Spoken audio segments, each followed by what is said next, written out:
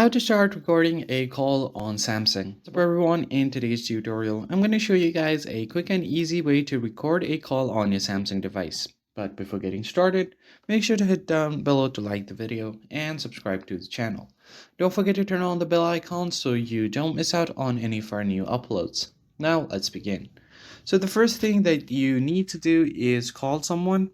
Then once you are calling them, you just have to wait for them to receive your call.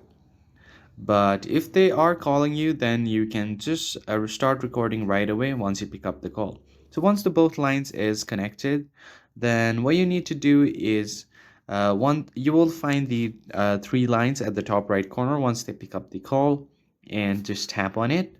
Once you tap on it, you will have different menu options there, like call recording, view contact, and then send a message. You just want to tap on record a call, and right besides your call timer, you will find the recording timer as well right here on top.